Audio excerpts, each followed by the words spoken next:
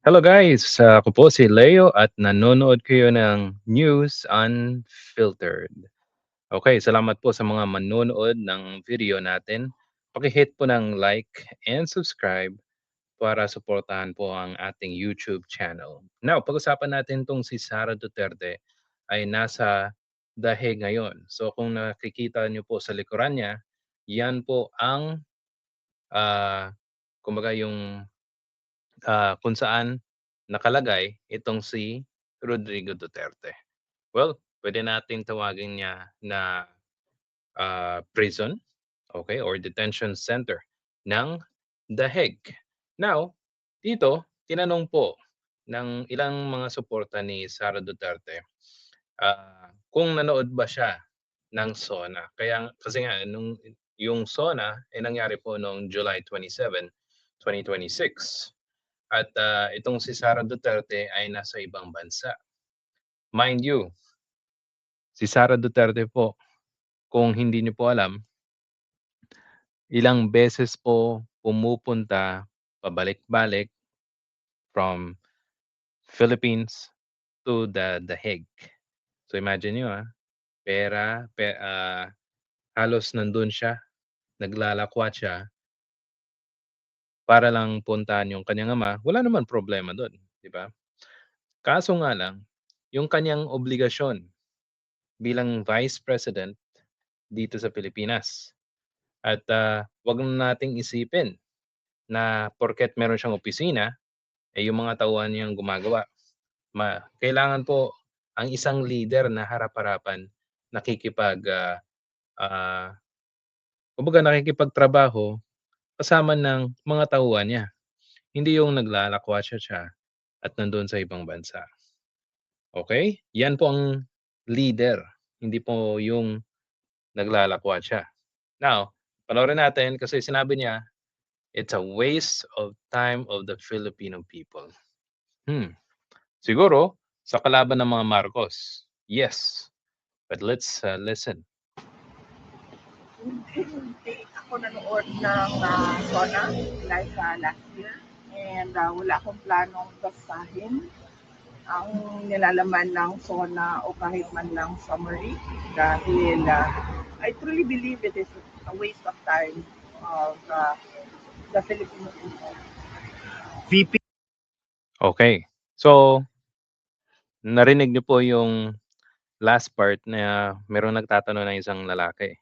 So that means no follow-up question kasi nga itong environment dito sa interview niya, kasi siya mismo at yung mga ka-DDS niya, sila lang talaga yung nakaka-control ng interview environment. Kaya nga, magiging parang ano, parang, pang reels, pang video, itong actual na interview niya, 'di ba?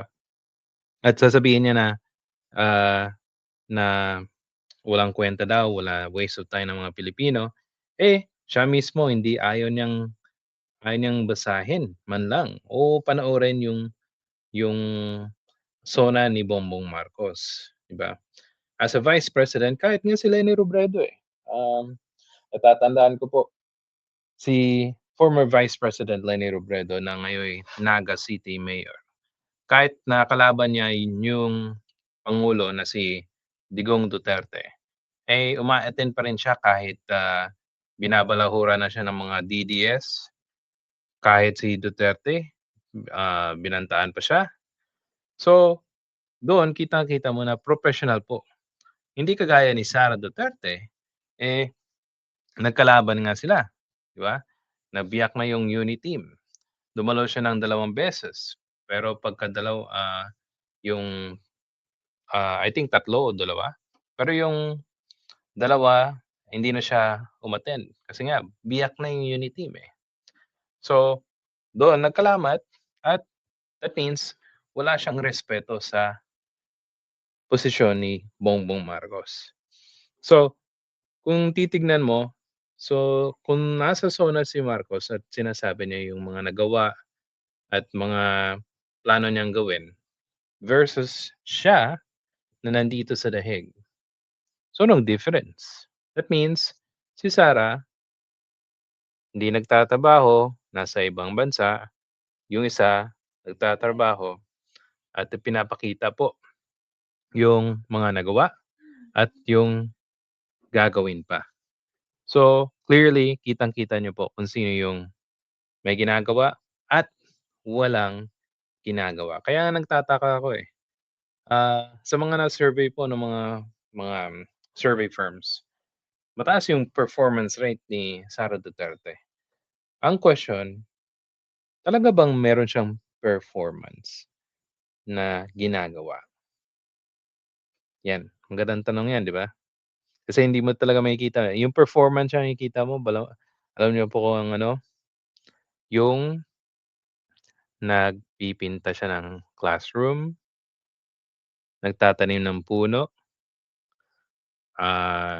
kumakausap sa mga estudyante, pero trabaho wala, hindi natin makita.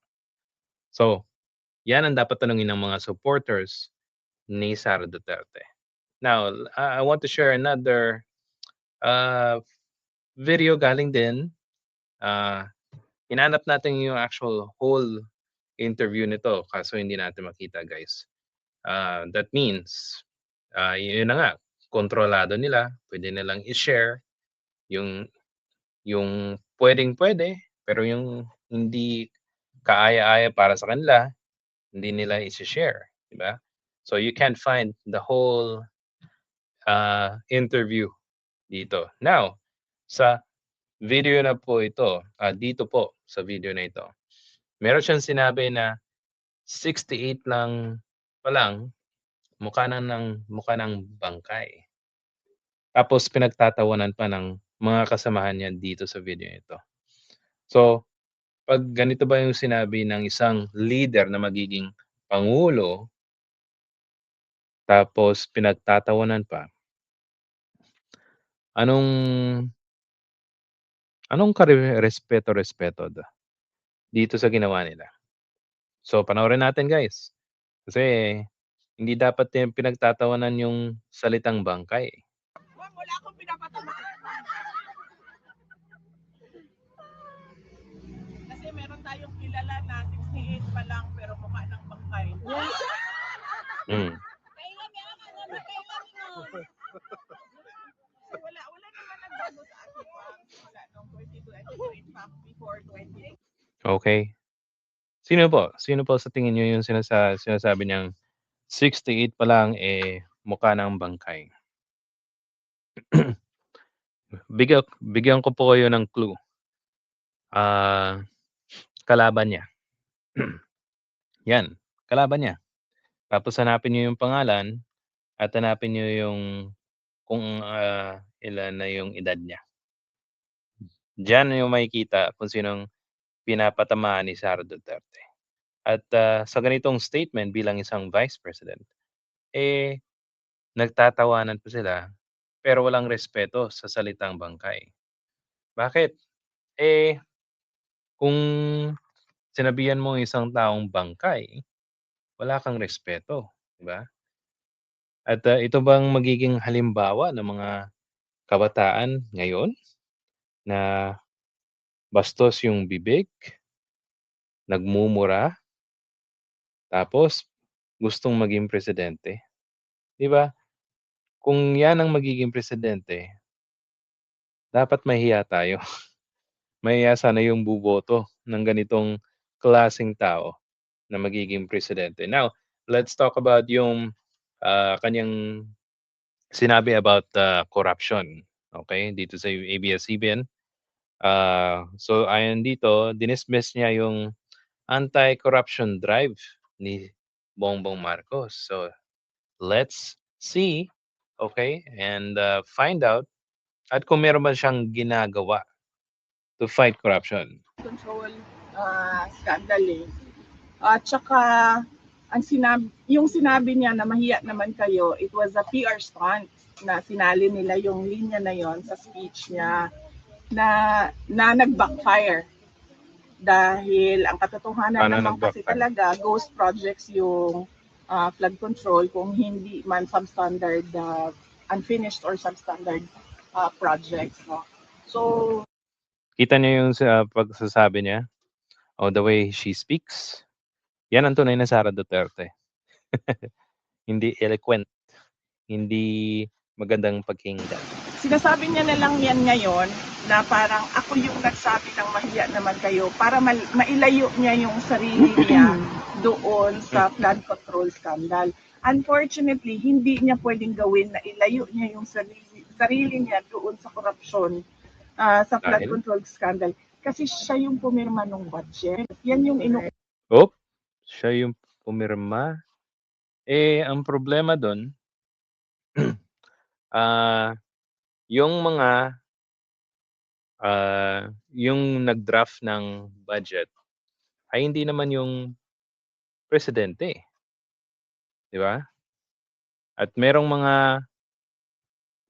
bagay do'n na siya mismo nag-erase, hindi niya pinirmahan. So, sasabihin na dito na impeachable daw 'yun. ulit-ulit ko na it is doon sa pag-file ng impeachment case sa kanya. Yun yung impeachable offense doon. Ang problema po, 'pag sinabi niyang impeachable, yung ginawa ni Marcos na nagpirma, mga kapatid niya mismo at mga ano tawag nito, mga kamag-anak ay hindi naman nag-endorso ng impeachment, case na final sana ng grupo ni Mike Defensor, Topacio, sino pa yung mga kasama niya. Basta, magkasama si Mike Defensor tsaka si Topacio, eh. Pumunta sila sa House of Representative, pero walang nag-endorso ng mga Duterte para sa kanila. So kung si Sara mismo, meron siyang kapatid na congressman at mga pamangkin, bakit hindi nila sinuportahan yung kay Topacio at kay Mike Defensor, 'di ba? O tapos dito magsasabi ka na, PR stunt, tapos, yan ay impeachable offense, pero matagal na yun, eh. Wala silang ginawa. Nagpumirma ka ng budget na alam mo madaming insertions. Paano naman na malaman na maraming insertions? Kung meron silang alam kung ang kabilang kampo nila Sara Duterte, merong alam na insertions, sana naman po 'di ba, nag-file sila ng kaso o pumunta sila ombudsman at mag-file. Pero wala po silang ginawa. Alam mo, yung net mo, hindi na siya yung lumabas na GAA. At kahit pa man na nakikita mo na merong anomalya doon, pinirmahan mo pa rin yung budget. Kaya hindi niya pwede ilayo yung sarili niya just by saying na ako yung presidente na nagsabi na mahiya naman kayo at ako yung presidente na nagpakulong dahil wala namang nakulong eh. Wala bang nakulong? Sige, tutusin natin. Walang nakulong na mga tao na tumanggap ng mga maleta na galing sa flood control. Maleta na naman. Yung maleta nga hindi credible, eh, 'di ba? Yung sinasabi ng mga 18 cargadores na nag-deliver sila, kasi boss nila si Zaldico, nag-deliver sila sa mga iba't ibang politiko, pero they can't even prove and provide exact and valid evidence sa ombudsman na magpapatunay na merong mga maleta. So yung maleta credibility wasak na. Okay? At kung pag-uusapan po yung may nakulong, sino ba yung nakulong ngayon? Yan, isipin niyo yan. Sino pa nakulong? Bigyan ko kayo. Yung mag-asawang Diskaya, Bong Revilla, Jinggoy, yung mga DPWH boys, okay? At meron pang mga congressman na kakasuhan soon. So, hindi ang mahirap dito kay Sara, hindi siya updated, eh. standby. Di ba yan din yung sinabi niya last year, bago mag-December may makukulong na. So meron bang nakulong? Wala. Bago mag-Christmas? Wala. So wag niyo na-expect na makulong yung dating speaker o mga members ng House of Representatives. O yan, hindi siya nanonood ng SONA. Kaya nga, sinabi ni Bongbong Marcos na wala siyang magagawa. Hindi naman para daw ang presidente sa pamilya, kundi para sa Pilipinas, sa mga Pilipino. So, whatever happens kay former Speaker Romualdez, I believe kakasuhan daw siya soon at meron ng draft yung ombudsman, matutupad. So kung matupad yon, masasatisfy ba sila? Yan ba ang tanongin natin. Diba? Kasi nga, yan ang iniintay nila eh. Gusto nilang makulong si Martin Romualdez at sa pagkakaalam ko po, ginamit yung mga testimonya ng 8 kargadors at may mga abogado po na nagsasabi na mahina daw yung kaso. So, but well, anyway, we'll see. Kasi nga, napaka-importante, gusto nilang makulong yung si Martin Romualdez. Pag nakulong, will this satisfy them? O gusto pa na nila ng may na si Bongbong Marcos mismo ang makulong dahil sa maleta? So, kung pag-uusapan po ang evidence, well, they can provide. Diba? If they can provide, maganda. Pero, sa mga evidences o testimonya, mukhang walang talagang lulusot doon, guys.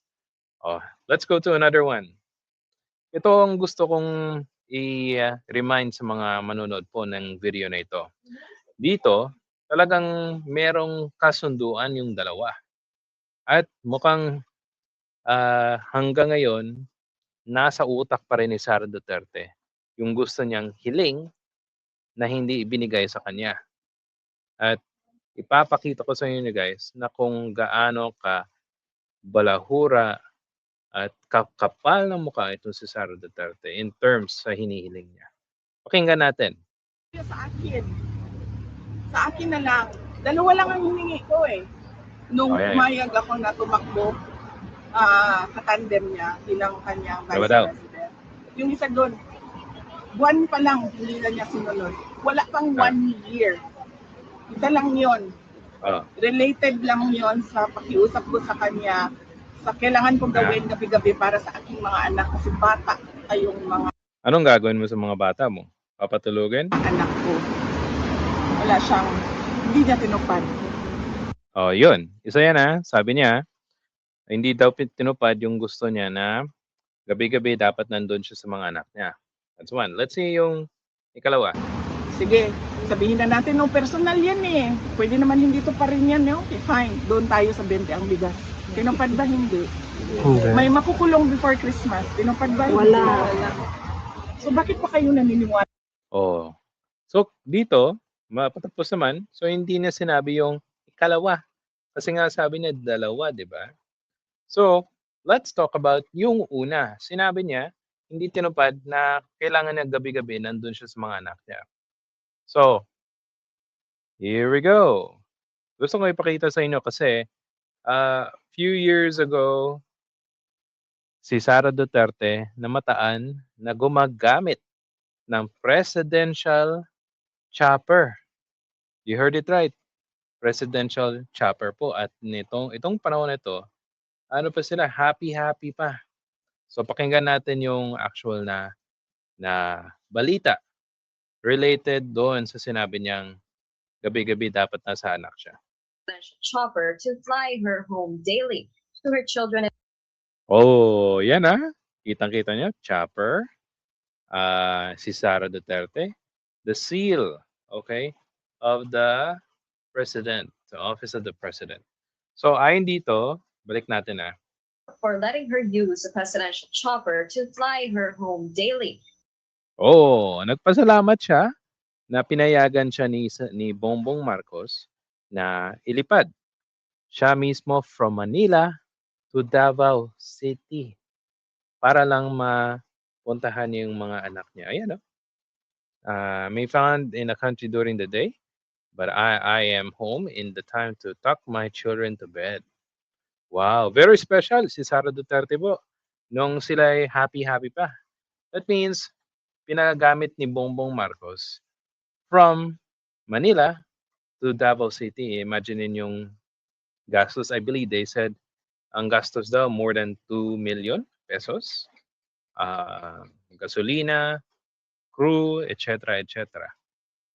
Para araw-araw imagine nyo, ilang milyon kaya ang gagamitin yan. Now, hindi pinalampas po ng netizens yan nung panahon na yon. At criniticize po yung gobyerno at si Sara Duterte na nagiging special kaysa sa presidente. Imagine niyo pwede naman sigurong gawin ni Sara na nung panahon na yon, dalhin niya sa di ba, sa Maynila. Bumili sila ng o magrenta sila ng bahay para sa kanya at doon ilipat yung mga kabataan niya at doon mag-school, etc. etc.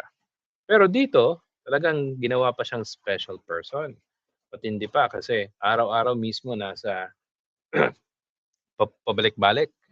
So, yan ang connection ng isang hiling na hindi tinupad ni Bongbong Marcos daw na hindi na pinagamit sa kanya yung chopper, presidential chopper.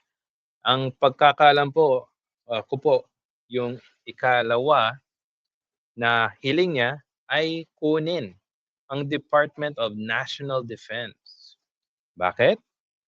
Ayon sa mga political analysts, gusto ni Sara Duterte ng National Defense kasi nga dito pwede niyang hawakan at magamit yung confidential and intelligence funds para sa kanyang sariling interests. Kaya nga, isipin nyo Office of the Vice President, tapos hindi niya nakuha yung defense, di ba? Nakuha niya yung DepEd. Binigyan siya ng confidential funds kasi nga daw merong estudyante na pupunta sa NPA, something like that. Pero imagine elementary tsaka high school, meron na ba? Mostly sinasabi nila is college. So, nang binigyan siya ng confidential funds, 'di ba? Happy. Nang nalaman ng mga opposition, kine-question, 'di ba? Na bakit meron siyang confidential funds? Yung kanyang opisina is a civilian office. Hindi siya intelligence o hindi siya military. So, yan, isa sa mga rason kasi nga at isa pang dahilan by the way na yung national defense hindi binigay sa kanya kasi nga it can be a red flag or a dangerous move kasi nga baka magamit ni Sara Duterte at ma-relay ito sa China yung mga informations na nasa national defense. Yan ang dalawang dahilan kung bakit nang gagalaite hanggang ngayon si Sara Duterte. At lastly po, share ko na lang yung nag-circulate online na uuwi na daw si Rodrigo Duterte. Well, in fact, si Sara Duterte mismo ang nag-announce. At siya nag-fake news dito kasi paano makakalabas si Rodrigo Duterte? Nasa ICC pa siya. So, let's listen directly from her message. Ang dami nag-iiyawan dito pero guys, wag po tayong maniwala kasi hindi siya talaga makakalabas. Sara Duterte nag-announce sa pagbabalik Pinas ni dating Pangulong Rodrigo Duterte. Susunod sa pagpapasalamat, nakita ko po siya sa susunod na linggo. Mahal natin lahat at inaantay natin lahat ang kanyang paglabas at pag-uwi.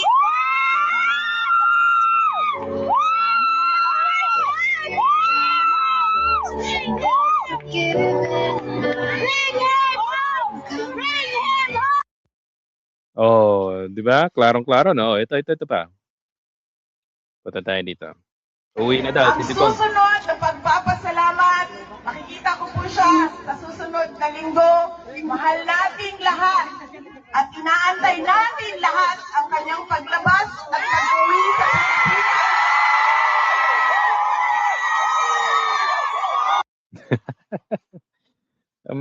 Ay, ewan ko na. So, ang daming naniniwala kay Sara Duterte. Mismo siya nagfe-fake news sa kanyang mga ka-DDS na uuwi na daw si Rodrigo Duterte. So, yan ba ay nasa tamang katinuan? Ano sa tingin nyo? So, okay, kung meron po kayong comment about that, paki-comment po sa comment section. Kung meron suggestion, you can do that too. Kung yes, by the way po, thank you sa mga nanonood. At if you like the video, please hit the like and subscribe button. Salamat po. Again, ako po si Leo at ito po ang News Unfiltered. We'll see you again in the next live stream or recorded video. Salamat and God bless po.